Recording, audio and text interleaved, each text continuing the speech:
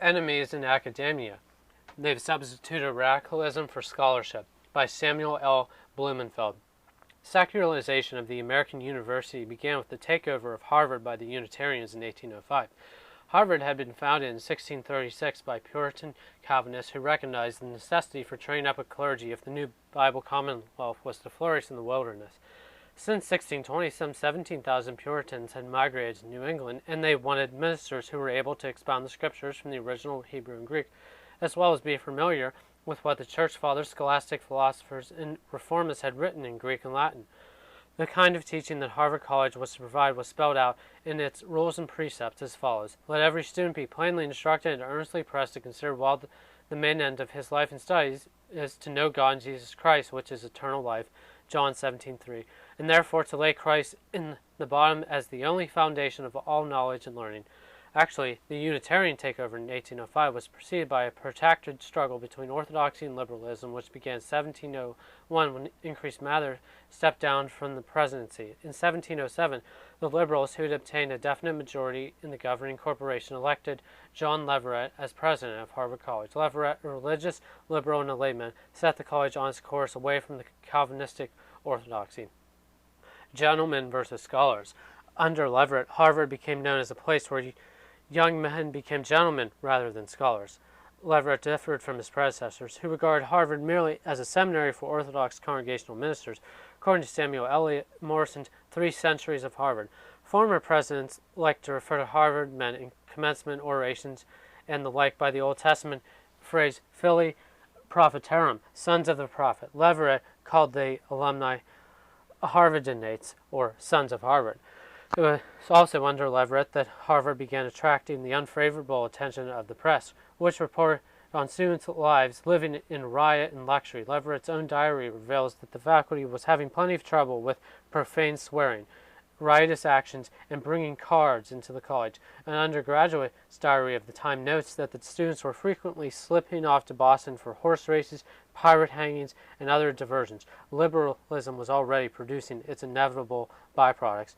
In 1720, Thomas Hollis, a London merchant, endowed the Hollis Professorship of Divinity, Harvard's first professorial chair. In 1721, Edward Wigglesworth, a talented young cleric, was appointed to it. Although Wigglesworth satisfied the Orthodox members of the corporation as to his adherence to Calvinist doctrine, he soon showed his true colors. Morrison writes, one of the first theologians in New England who dared publicly to challenge the 5 points of Calvinism, he employed the deadly method of doubt and inquiry rather than direct attack. Wigglesworth was a prime favorite with Harvard students, and he and his son Edward, who succeeded, had a very great influence on New England theology. It was the Wigglesworths who trained the pioneers of liberal Christianity in New England, ministers who led the way out of the lush but fearsome jungles of Calvinism into the thin, clear light of Unitarianism.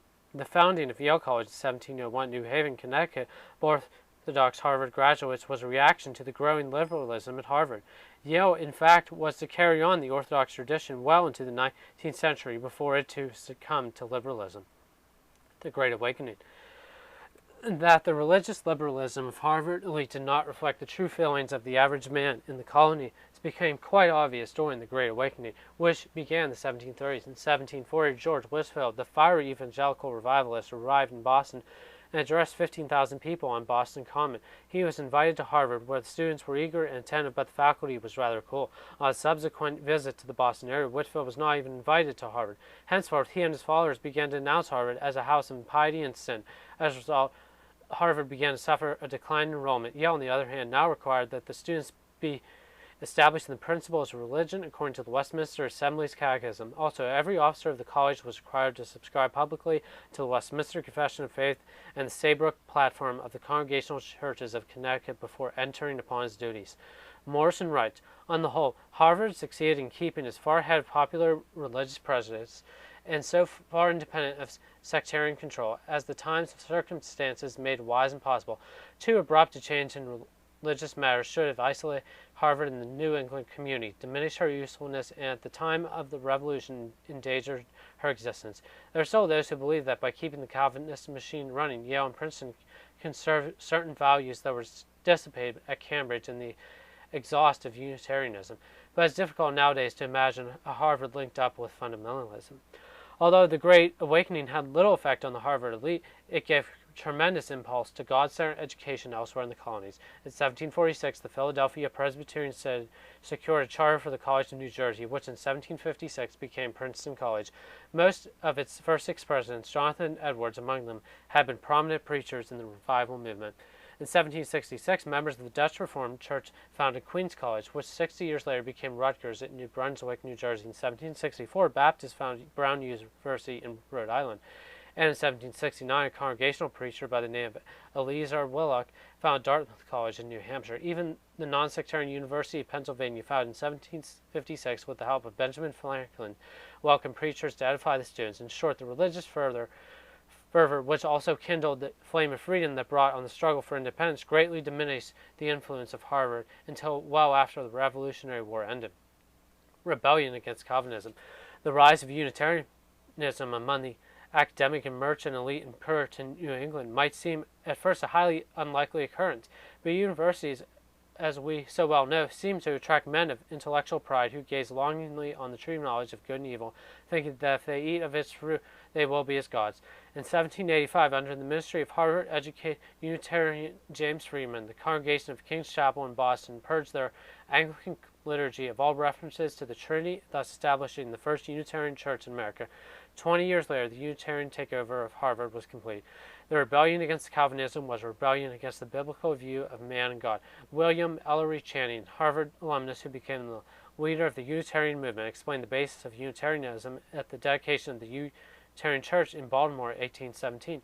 After dismissing the concept of the Trinity as an enormous tax on credulity, he then zeroed in on God himself. We believe in the moral perfection of God. It's not because he is our creator merely, but because he created us for good and holy purposes. It's not because his will is irresistible, but because his will is the perfection of virtue, that we pay him allegiance. We cannot bow before a being, however great and powerful, who governs tyrannically. We respect nothing but excellence, whether on earth or in heaven. We venerate not the loftiness of God's throne, but the equity and goodness in which it is established. Now we object to the systems of religion which prevail among us, that they are adverse in a greater or lesser degree to these purifying, comforting and honorable views of God, that they take from us our Father in heaven, and substitute for him a being whom we cannot love if we would, and whom we ought to not love if we could. For Unitarians, the worship of God depended on his being what they thought he should be, not on what he actually was. In any case, Jesus was reduced to the status of prophet and teacher. He was divine only to the extent that we were all divine. Thus, salvation was no longer attained exclusively through Christ, but through a good education and good works. Every man of God. The Unitarians also rejected the Calvinist view of man as being innately depraved. Man, they were convinced, was not only basically good, but perfectible. For this reason, social action became the principal mode in which Unitarians practiced their religion. They were convinced the evil was caused not by man's sinful nature, but by ignorance, poverty, and social injustice. Thus, by eliminating ignorance through universal public education, they would eliminate poverty and thereby eliminate social injustice. Once this was done, the happy results observed by all the Unitarians would have proven that they were right and the Calvinists were wrong. This necessity to prove the rightness of their beliefs became the driving force behind the Unitarians' political and social liberalism. It provided the messianic impetus to promote universal public education, and it fired the excesses of the abolitionist movement that led to the Civil War.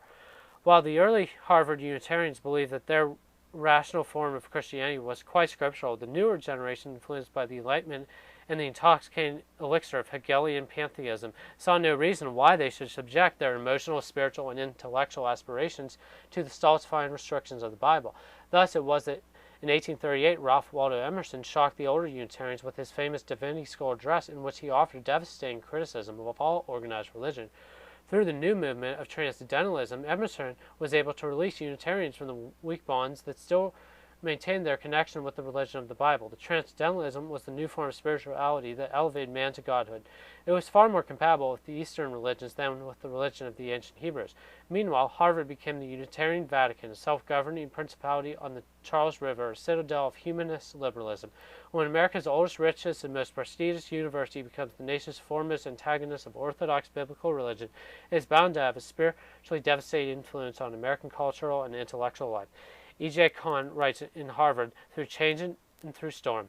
Other appraisers of Harvard have compared it to a tiny part of Europe, specifically to the Vatican members of the corporation, among whose responsibilities is the selection of Harvard's president, have compared themselves to the College of Cardinals.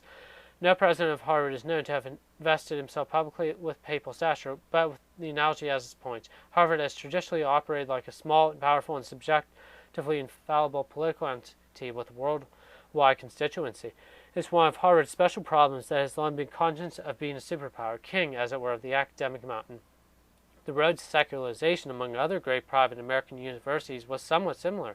Yale, Princeton, William and Mary, Brown, Dartmouth, and Columbia were founded by Anglicans, Presbyterians, and Congregationalists. However, as the Protestant sects became liberal, the universities followed suit. God and Hegel at Yale. At Yale, the departure from orthodoxy was spurred by the profound influence of German Hegelian philosophy of George Friedrich Hegel, 1770 to 1831, was probably the most influential philosopher of his time, and probably the most influential of ours if we consider his influence on the Marxists who permeate American universities. Hegel rejected the theology of the Bible and believed that everything in the universe is God. In this pantheistic universe, God was in the process of perfecting himself through a dynamic evolutionary process known as the dialectic, a constant, endless struggle between the thesis and the antithesis, which then resolved themselves into synthesis. This synthesis then became the new thesis, which then inevitably formed a new antithesis to continue in the progressive struggle onward and upward toward perfection. It was this dialectic concept of progress that became the basis of the progressive movement. Hegel also believed that man's intellect was the highest manifestation of God in the universe and that man himself was involved in the dialectic process. Karl Marx, 1818 through 1883, adopted the dialectical concept of progress but rejected Hegel's pantheism, formulating his own concept of dialectical materialism, which became the philosophical basis for scientific socialism and communist revolution. If revolutionaries could harness the forces of the dialectical struggle, they could lay mankind into communist utopia. By viewing the dialectic as a scientifically provable force like gravity, the communists saw themselves as a vanguard of social progress leading mankind into a glorious future. Hegel also viewed the state as being God on earth, the ultimate authority and law in man's lives, because it represented man's collective power. It was the state's philosophy that set the stage for communism, socialism, Nazism, and 2 world wars. Ideas do indeed have consequences. Skullduggery. At Yale, the departure from Christian orthodoxy was begun in 1833 with the formulation on campus of an American chapter of a German secret society known as the Order of Skull and Bones. Anthony Sutton, in his book American Secret Establishment, describes the order as a conspiracy to control the evolution of American society by appointing its members in positions of leadership throughout the country. The order is neither left nor right. Left and right are artificial devices to bring about change, and the extremes of political left and right are vital elements in the process of controlled change. In the dialectical process, a clash of opposites brings about a synthesis. This conflict of opposites is essential to bring about change. In the Hegelian system, conflict is essential. Furthermore, for Hegel, in systems based on Hegel, the state is absolute. The state requires complete obedience from the individual citizen. He finds freedom only in obedience to the state.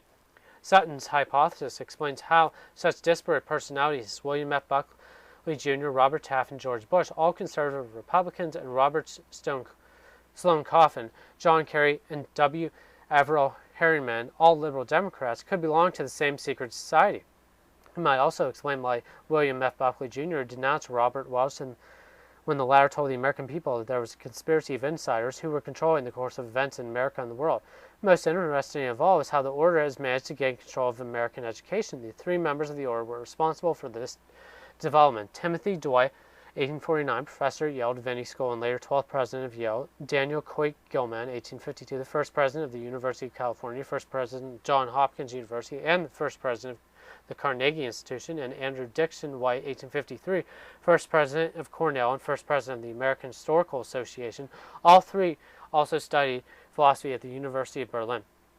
The 3 most important men in the progressive education movement, John Dewey, James McKean Cattell, and G. Stanley Hall, were all at Johns Hopkins at the same time. Hall, who was trained by Wilhelm Wundt at Leipzig, taught Dewey and Cattell the new psychology. It was also at Johns Hopkins that Dewey was introduced to Hegelianism. James McKean Cattell later studied under Wundt in Leipzig and went on to become America's leading educational psychology at Teachers College, Columbia University.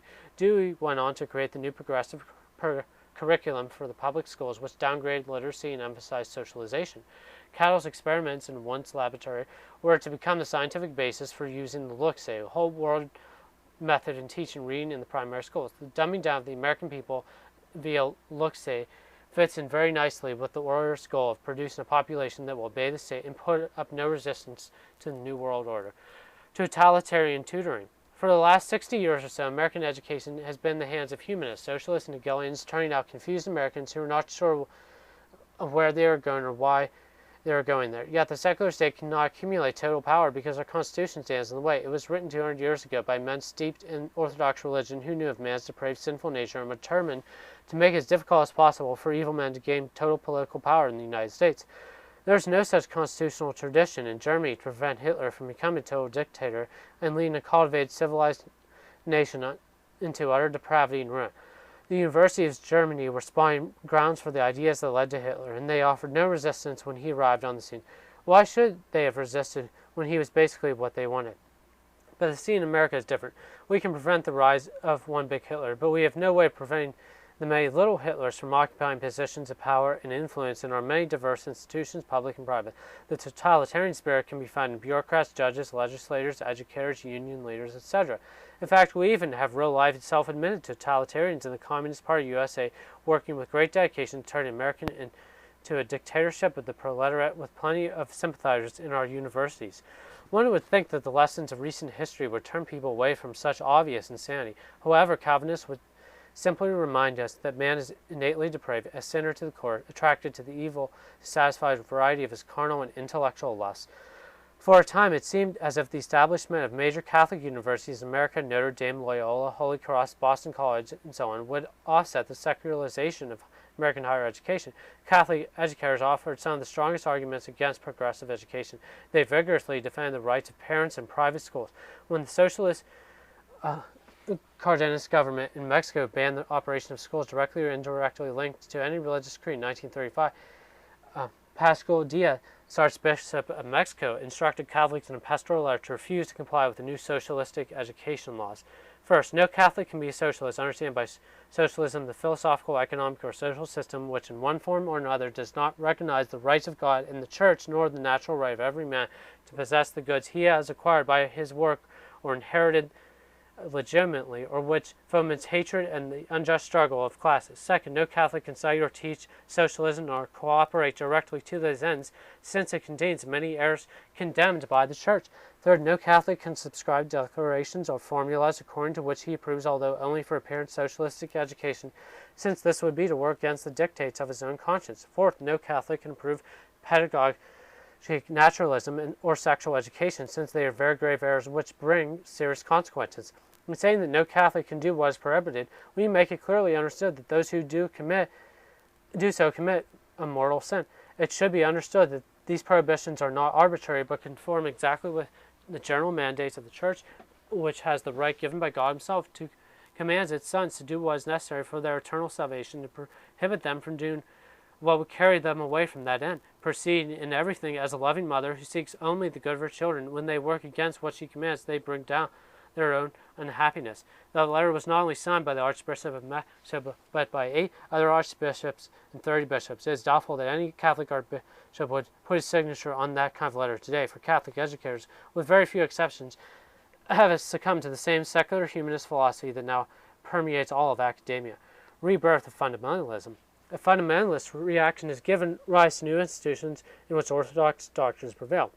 The founding of Bob Jones University, CBN University, Pensacola Christian College, Liberty University, and other schools indicate that God-centered education is still desired by a small but growing segment of the American population. But someday, the humanist state may decide that God-centered education promotes religious prejudice and bigotry, that it presents a danger to society, and that therefore it must cease. Of course, the religious freedom clause in the First Amendment should make such an occurrence unlikely, but it did not stop Nebraska authorities from jailing Reverend Everett Sullivan for operating an unapproved Christian school, or rescinding the tax-exempt status of Bob Jones University for its rule against interracial dating, nor is it stopping a number of states from prosecuting Christian homeschoolers for not complying with the education laws. A new concept has emerged in the courts, the state's compelling interest in education, which is being definitely used by state prosecutors, superintendents of schools, and judges to override the constitutional guarantee of religious freedom.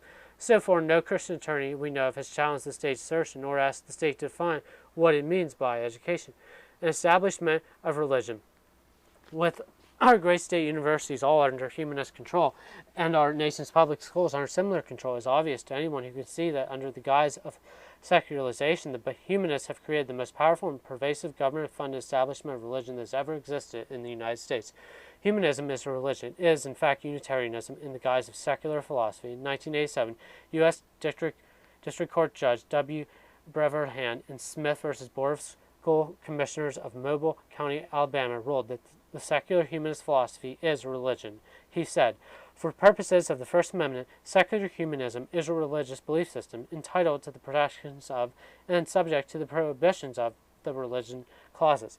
Edwin H. Wilson, a Unitarian minister and one of the founders of the humanist movement, took great pains to show how the interchangeability of humanism and Unitarianism in an article he wrote for the November-December 1962 issue of The Humanist.